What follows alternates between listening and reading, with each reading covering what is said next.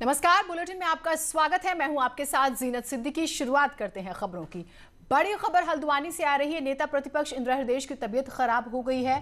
सुशीला तिवारी अस्पताल में उन्हें भर्ती कराया गया है। सांस लेने में उन्हें तकलीफ हो रही है। कुछ दिन पहले इंदिरा के बेटे सुमित हृदयेश जो हैं वो भी कोरोना पॉजिटिव पाए गए थे। उनकी भी तबीयत खराब थी, लेकिन अब यहाँ पर ये जानकारी आ रही है शुरुआती की इंदिरा हृदयेश जो है उन्हें सांस लेने में थोड़ी दिक्कत हो रही है। तो ये बड़ी खबर, सुशीला तिवारी अस्पताल में उन्हें भर्ती कराया गया है।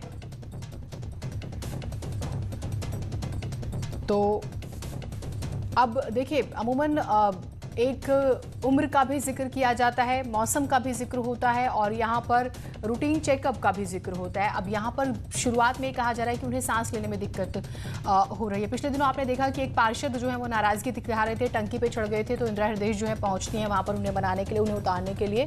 तो अब यहाँ पर क्या ये तबीयत रूटीन चेकअप के हिसाब से देखा जाए या सांस लेने में बहुत ज़्यादा दिक्कत आ रही है? शैलेंद्र नेगी हमारे साथ जुड़े हुए हैं। शैलेंद्र, क्या जानकारी अभी शुरुआती मिल पाई है?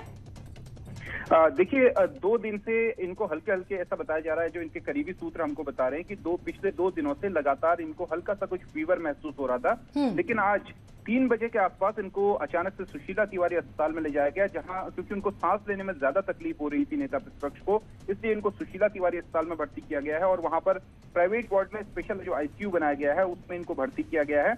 और शुरुआती तौर पर डॉक्टर्स ने ऑफ रिकॉर्ड ये बताया है कि कुछ निमोनिया के लक्षण दिखाई दिए हैं। हालांकि जो रैपिड एंटीजन टेस्ट है कोरोना से रिलेटेड, वो इस समय उनका जो पहला टेस्ट हुआ है वो नेगेटिव आया है, लेकिन आरटीपीसीआर टेस्ट के लिए भेजा गया है, जिसकी रिपोर्ट आज शाम तक आ जाएगी। उसके बाद पता चलेगा कि आखिर उनको कोरोना है या नहीं है। लेकिन फिलहाल उनको सांस लेने में काफी ज्यादा तकलीफ है। डॉक्टर जो है लाइन ऑफ ट्रीटमेंट की पहली लाइन ये ले रहे हैं कि हो सकता है उनको निमोनिया हो, क्योंकि जिस तरीके से चेस्ट में उनका इन्फेक्शन दिख रहा है, और उससे डॉक्टर्स ये कह रहे हैं कि इनको निमोनिया हो सकता है। तो इसलिए फिलहाल डॉक्टर हालांकि कोविड की रिपोर्ट का इंतजार कर रहे हैं, आरटीपीसीआर टेस्ट, क्योंकि एक कंफर्म टेस्ट होता है, तो उसके बाद ये कंफर्म हो जाएगा कि उनको कोविड है या नहीं है। लेकिन इसके बावजूद जो है डॉक्टर्स पूरी केयर कर रहे हैं, पूरी एक स्पेशल टीम बना दी गई, क्योंकि नेता प्रतिपक्ष का एक बड़ा पद होता है और मुख्यमंत्री के बाद दूसरा पद माना जाता है प्रदेश की राजनीति में।